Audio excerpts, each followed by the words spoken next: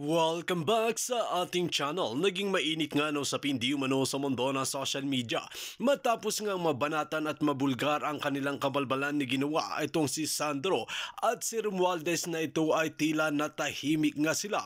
Dito nga natin makikita mga kaibigan kung gaano nga nila katapang at talagang nakalkal ang kanilang mga baho na tinatago. Napilit nga kasing paninira ang ginagawa ng mga tambaluslos na ito. Ngayon nga ay pinapamukha sa kanila kung ano nga ba talaga ang kamalian na ginawa nila. Ang mga baho na tinatago nila ay natahimik sila dahil kahihiyan nga ang natanggap ng mga tambaluslos na ito. Dito nga natin makikita mga kaibigan na puro na lang pang babatikos ang ginagawa nila sa confidential fund nga ni Vice President Sara Duterte. Ngunit nang malaman na bilyon-bilyon pala ang mga allowances ng mga ito ay tila natahimik sila dahil wala silang mapakita na resibo sa matinding hamon ni former President Rodrigo Duterte. Kaya ngayon nga ay talagang gumagawa na naman sila ng kalokohan at talagang binabalin nga lahat ng galit nila kay VP Sara Duterte. Dito nga natin makikita mga kaibigan, mga congressman ay dawit din sa korupsyon na nangyayari sa bansang Pilipinas. Nasaan na ang pera ng taong bayan? Nasaan ang inyong mga resibo? Nasaan at saan ninyo ginamit ang pera? Dito nga natin makikita mga kaibigan na tila maraming dismayado at ayaw ng mga bayad ng mga taxes dahil nga ginagawa ng mga pulpolitiko at tambaluslos na ito na ginagawang allowances lang at hindi tinutulong sa bansang Pilipinas, na ito nga talaga ang nakakadismaya at nakakahiya na ginagawa ng mga tambaluslos. Well mga kaibigan, para nga sa karagdagang impormasyon, panoorin nga natin ang buong video. At kung bago ka pa lamang sa akin channel, huwag kalimutan i-click ang subscribe button at notification bell para lagi kang updated sa ating mga bagong video. At para sa sulit viewers natin dyan, maraming salamat sa walang sawang pagsuporta. Diyan sa loob ng Malacanang, actually yung puting ahas ko diyan, papadalan ko ng ano yan eh. Papadalan ko ng ng US line para ay hindi nga, seryoso ako. Yung mga puting ahas ko, mag-message na kayo para hindi kayo wiretap ni Lisa Smugs. Papadalan ko kayo ng US line na SIM card. Ako na bahala doon. Ako na bayad. Para hindi kayo ma-wartap ng Jotang Genemes na Lisa na yan. Oh, so wina-wartap niya kasi lahat damang praning ang hitad. Gumamit daw ng VPN, sabi ni Jay Loves You. So lahat ng mga, yung mga pwede niyang pagdudaan sa loob ng Malacanang, akala niya, mga puting ahas ni Maharlika. You know what, Liza? Alam mo, kahit anong nakaw mo sa Kaban ng Bayan, pag tinusok ko na yung manikang itim, yung 3 years mong yung pagkaka-jaunties mo ng 3 years, sabi ko yung bata dyan, naglalaro na, nagsiswimming na sa loob. Pag tinusok ko na yung manikang itim, karma kaday. Alright? Okay, so balik tayo. So pinag-wartap niya, ayon sa ating puting ahas. Kaya takot na takot sila, ingat na ingat sila na kay Fair Lady Maharlika. Kaya na lang, ito telegrama nakarating sa akin. Dear Maharlika, telegrama, di ba? Telegrama para walang trace. Okay, walang wiretapping. Okay, Barbie doll from Secure, sabi ni Ben Rubio, no? Yung Barbie doll ko. Ganon ko yan.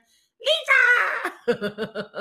Tutusukan ka ng bonggang-bongga, so wala ng privacy. Oh, si Lisa Film, hindi naman si Lisa, yan, ha? Kaya po isang buttercup. Kailangan ko maging hyper today. But, okay na nga, nakarating na nga sa atin, okay, doon sa loob ng loob ng mga ahas, siyempre may puti at may itim na ahas, na pinanghihinaan na ng loob si Kuting ng Norte. Alam niyo ba kung bakit? Bakit? Tama yung sinabi niyo, all of the above. Kasi sa mga nangyayari ngayon, yung ingay ninyo and also sa mga vloggers like me and you na mga commenters and viewers. Sabi ni Kuting, ibang-iba na daw noong campaign. Noon, 'di ba, feeling rockstar siya. Dahil ang isang vlogger na loyalista sa lahat ng loyalistang nakilala nila ay isa na ngayong puting ahas. Ay isa ng bumuboljak sa kanila.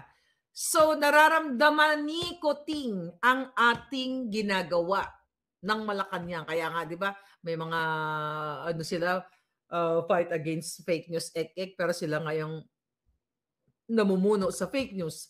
But ganun pa man, ramdam, sabi sa akin, palangga, Miss Maharlika, napaka-effective ng inyong boljak dito. Pasensya ka na, sabi ganun sa akin. Ito, pasensya ka na. Hindi kami basta-basta nakakapagbigay ng mga text messages or calls kasi nga monitor kami dito. Ayun, naman kawawa naman. Ay, Lisa, huwag mong tatanggalin yung puting ahas ko dyan, ha? Yawa ka talaga eh. Sabi niya, Miss Maharlika, yung lolo mo, yung lolo mong Kuting, di ba?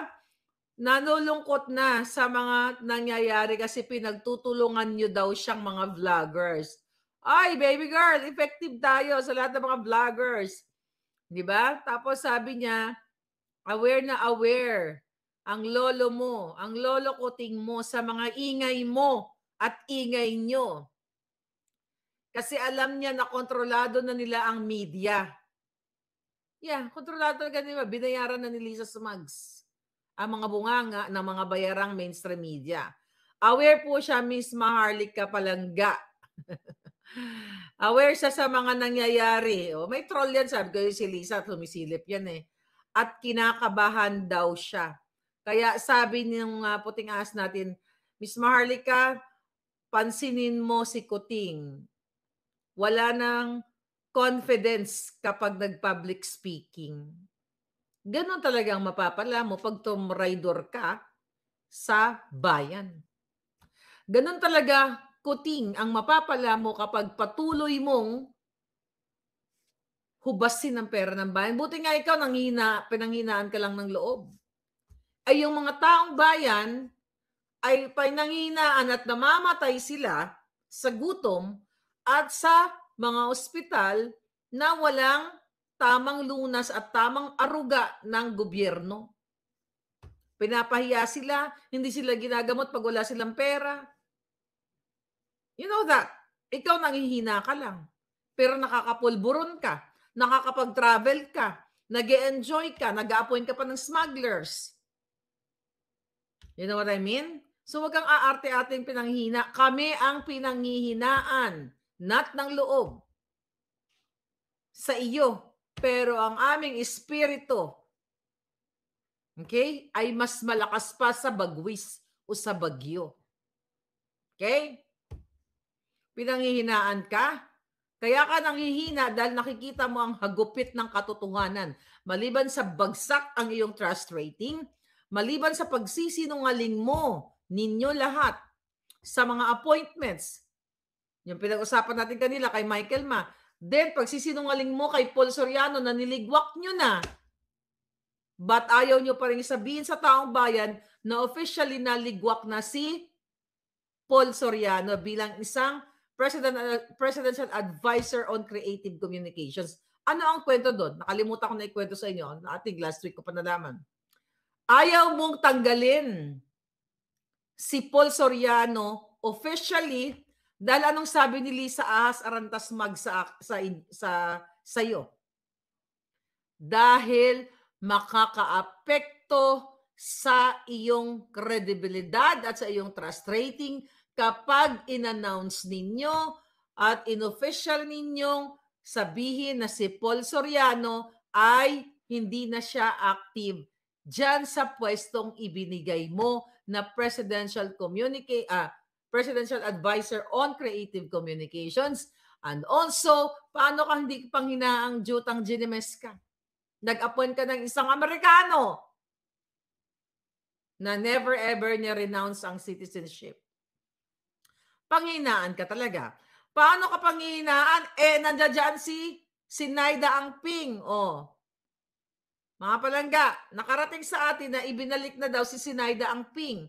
Ano ang posisyon ngayon si Naida Angping? Siya yung asawa ng tahong, remember sa Thailand?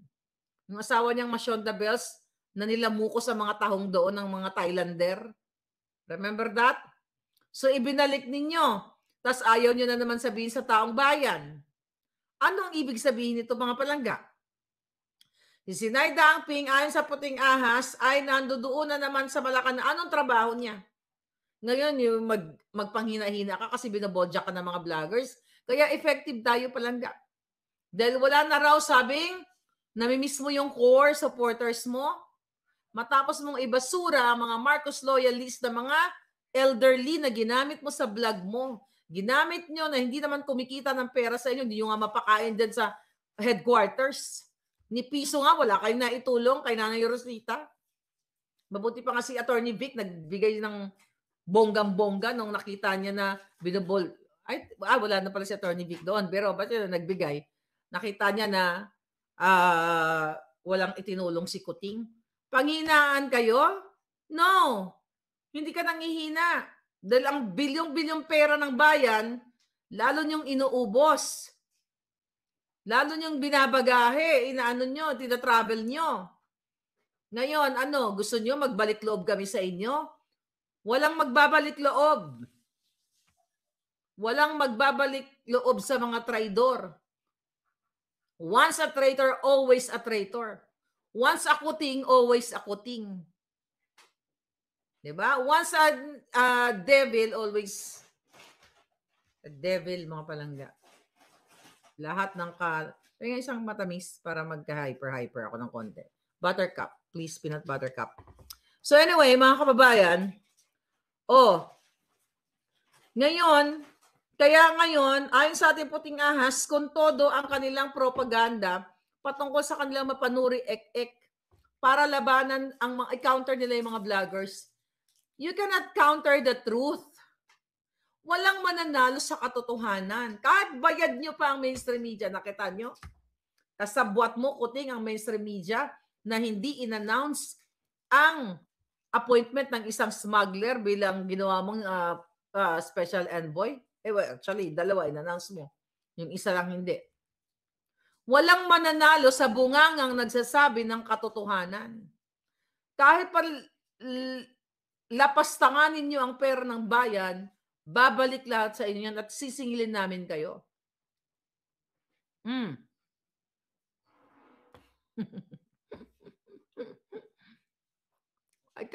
Ano yun? Magbasa tayo ng trolls. Ano yun? Hindi ka pa hyper niyan. Bendo kayo ng tsokolate. Hindi na. Mayroon kasi kaming chocolate para sa mga bata sa trick or treat. Yung inumpisahan ko ng kainin. Diba? Nanghihina ka? Arte-arte mo? Buti sana kung nanghihina ka, napagod ka sa trabaho, kaluoy man. Si Kuting, nanghihina, kailangan natin gamutin. Kailangan masahiin ang betlog. Kasi nanghihina. I can't imagine mo siya may betlog mo, walang betlog. Walang bayag mo. Diba? Isa pa. Ngayon, makulit. Ngayon, buti sana kung nanghihina ka sa kalilingkod sa bayan, gano'n nanghihina ka, kailangan mo ng support ni Maharlika. Ako nga pala ang sinayang mo. Na ni piso, walang hiningi sa inyo, sa halip gumastos pa ako ng pera ko, kami lahat dito, para sana sa bayan, pero sinayang mo ang suporta namin. But, hindi naman nasayang ang pagpanalo sa'yo ng Smart Magic. Kasi, pinakikinabangan nyo. Temo, kayo ang naghahari sa smuggling, sa pulburon. Sa lahat ng mga illegal, kayo ang hari, di ba? Hindi ka pa ba masaya? Dapat sundan mo yung mga, yung mga naliligo sa bathtub. Ano pangalan nun? Yung Hollywood actor na, sa Friends. I forgot his name. Sundan mo yung mga lipak na mga yon. Masaya ka pala, di ba? Yung nanghina ka pala, di ba? Kawawa naman ang mga pusa, daga na lang ng Norte, sabi ni Nico Giro. Okay? Napapagod siya sa kakabuhat ng nakaw ng perang taong bayan. Nakakapagod sa kakababasa ng script. Kaya effective, tuwang-tuwa yung ating mga palangga doon na mga puting ahas. Sabi sa ang message sa inyo sa lahat ng mga Matthew Perry, thank you Susan. Yeah, dapat sundan niyo yung yapak ni Matthew. Ano ba nangyari kay Matthew, by the way? Under investigation pa, no? Pero usually, mga Hollywood star na tsutsugi sila sa bathtub, no? Umiinom na lang silang bonggang-bongga. Pero wala namang signs of pulburon daw, But anyway, going back, naiya naman yung pinsan niya na inanakan, sabi ni Anna Marie. Natsugi na yun. Hindi sila masaya dahil wala silang kakontento-kontento sa buhay. Ayun na nga.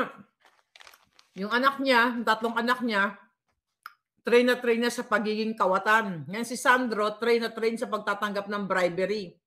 Demo Rolex, pinapatulan. Diba? Yan ba kuting? Nyeta ka? Na-overdose ba? Sabi ni Alan Mar, Maharlika, grabe talaga ang kipay ni Lisa. Gusto niya talagang ubusin ang kaba ng bayan. Sabi ni Alan Mar, pag nakita ko si Bongbong Marcos Jr., gigilitan ko siya. Ng kipay. Sabi niya, may nag-comment. Ay, nako. Greed is controlling them. O, lagot ka, yung nag-comment. Yari ka. Okay. Mga nahitit siguro yung bashers. Matthew, history of alcoholism. Okay. Ngayon, mag-troll pa, dali. Troll pa. Dali, bilis. Mag-comment kayo dyan. Comment. Okay? Ang isang anak train na train sa paghahak, sabi ni Amy McCulloch. Pareho. Yan ba? Huli nyo na yan. Hindi na kami papayag na ang pamilya nyo ay lolokohin pa ang Pilipino. Diba? Yang si Sandra na yan, sino nag-train dyan? Si Tambaloslos. Ikaw, Sandro, bubulol-bulol ka pa. Trying hard na magtagalog. Ang kakailyan. Sa aking mga kakailyan. Wala kang alam kundi kakailyan lang. Hindi nga ka maka-straight Ilocano Panginaan talaga kayo. Sabi ko nga sa'yo, hanggang huling patak ng dugo ni Fair Lady Maharlika, hindi namin kayo tatantanan. Diba? Kung kinarma si Noynoy, mas doble ang karma kay Lisa, sabi ni Jeffrey. I believe in karma, mga palangga. Good and bad karma. Alright. Ano, wala bang basher? Gusto ko magbasa ng basher. Come on. Cherry Istanbulina, sabi ni Minda Diaz.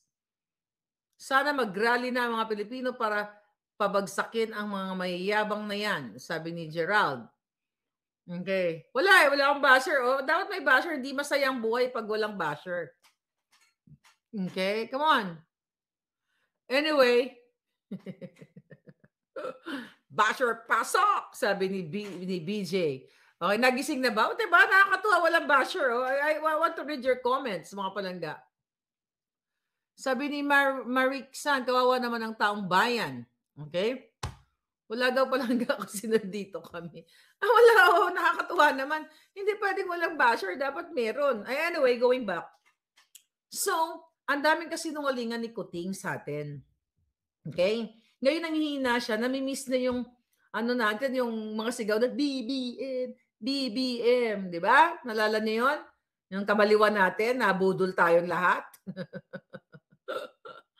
Walang tutumba. Kasi mga vloggers nyo, Lisa, na mukhang mga hindi naliligo, yung mga vloggers hindi mo alam kung ipinaglisa Encanto, no? Yung mga mukha nila, parang akala mo hindi tao, parang galing sa Di ba? Ang dugyot. Alam mo yung mga pambato nyo, lahat yung vlogger nyo, Lisa, isang Maharlika lang yan, tumba lahat yan Yung mga itsura, parang mga uhugin, parang galing sa galing dun sa Pusali, 'di ba napansin niyo? Nung hindi mga dapa-dapa yung, dilapidated yung mga ano, eh, dilapidated, Diyos ko po, mga itsura. 'Di ba, ano yun? Ano yun, Lisa? Nakita ninyo? Akala nyo kasi ang isang maharlika, okey, si Canonies, yes, Malangga. Akala nyo kasi ang isang maharlika na sumuporta sa inyo na ni 5, walang hinihingi sa inyo or any monetaryo, any favors for myself. Akala nyo hindi magsasalta sa pambubudol ninyo. Ngayon na-miss nyo kami? Tanginan nyo. Na-miss nyo yung support namin? Oh, yang si Sas, oh. Si baby girl, supporter, oh. Marami kami. Hindi nyo na-anticipate yung aming bangis. Kaya pag sama-samahin nyo yung mga vloggers yung bayaran, na mukhang ipinaglihi sa mga, pinaglihi sa sama ng loob. Di ba? Napansin nyo? Yung mga tagapagtanggol nila, parang ni-drawing, hindi nga ma-drawing ng ng painter eh. Ay, mga mukha nila. Maganda pa yung maganda pa yung pet ng kaldero ni mga giatay. Lisa? Oh, tapos yung isa mong bayaran diyan na nakiusap sa akin, may saltik pa. May mga saltik. Ano ba 'yan? Oh, bangag sabi ni Net Fashion RK. Tahimik si RJ. Ayan yung si Taning Pinoy. Oh, yan paaral ni Lisa sa London. Diyan pa lang kitang-kita na ng taong bayan na nilapastangan nyo ang pera ng Pilipino, pera namin. Tapos ngayon nanghihina ka nanghihina ako kasi yung loyalist na si Maharlika wala na. Oh, yan ang napala ninyo. Diba? No turning back. Susuporta pa ba kami sa mga katulad yung mambubudol? Sabi ni love that. Wala kang katapat, sabi ni Cosme. Thank you, Palangga. 'Di ba? Yung mga napansin niyo yung mga tagpagataggol nila, may mga kawangis na Pag umarap sa camera kahit naligo na mukhang hindi pa rin naghihilamos eh. 'Di ba? Lutang-lutangan lang, 'di ba? Napansin niyo yung mga vloggers mo, Lisa? Ang mumura ng pagkatao. 'Di ba? Parang mga galing sa lamawan o kaya sa basakan. Alam mo yung tinutubugan ng baboy at saka kalabaw? Parang doon naliligo eh. Pagbully niya yung pagbullying ko lahat yan eh. Huwag mo na isama yan si Sas. Lahat kayo mga pala, wag na yung mga nasa listahan. Ako lang katapat na mga yan, susunogin ko. Di ba? Nilagyan niyo pa ako sa number 3. Sabi nga ni Sas, bakit di ka number 1? Di ba? Mga listahan pa. Yung may pakananan, yung, alam mo, wag na natin pangalanan yung may pakananan. Kasi gustong-gusto niyang pangalanan siya. Yan ang nagpipilit na isisiksik yung sarili niya dyan kay Lisa. Di ba? May saltik yung may pakananan sa, na yan, sa mga list-list na yan. Kumusta ka naman ngayon? May pa-drama-drama pa kayo, may mga page pa kayo, mga kasinungalingan ninyo. Nag-iimbento pa sila na kunyari ang ganda-ganda ng buhay nila, lifestyle nila, pasip-sip daw ng wine. 'Di ba? Pero mga katang isip lang. Kami na mga bonggang-bongga like ako, we travel the world to sip some margarita and wine. Hindi yung katang isip ng inom-inom ako ng wine. Ito ang mga drama ko dito, nasa beach ako dito. Saltik mga buwaka ng ina. Kung nag-iinom ka na, if you're really enjoying your life at gusto mo magyabang, then show up. I mean, show off. Di ba? Mag-show off ka, mag-show up ka. Nagtatago ka sa kipay ni Lisa. Yabang-yabang. Charito Len, I love you palangging. Tahimik na si Taning, sabi ni Ronald. Hindi na siya pwede magtanggol kasi wala na siyang kredibilidad. Hindi kasi nila akalain, okay, na ang isang maharlika ay magiging mabangis na puting ahas. Di ba? Ano, ngayon nalulungkot ka kuting, nanghihina ka na, manghihina ka talaga. Habang nanghihina ka, nagpapalakas kami. Bubuhatin kita diyan. Dahil pinapayagan mo, you people na manonood sa akin, this is it. Ibig sabihin yung kalaban ng bayan humihina. So lumalakas tayo. Sign ito. We will win. We will win sa fight na to. Dahil sobra na ang pang-aabuso sa atin. Mag-a-appoint ng isang smuggler, itatago sa taong bayan. Panoorin nyo na yung nakaraang vlog ko an hour, 2 hours ago. Mag-a-appoint ng Amerikano katulad ni Paul Soriano.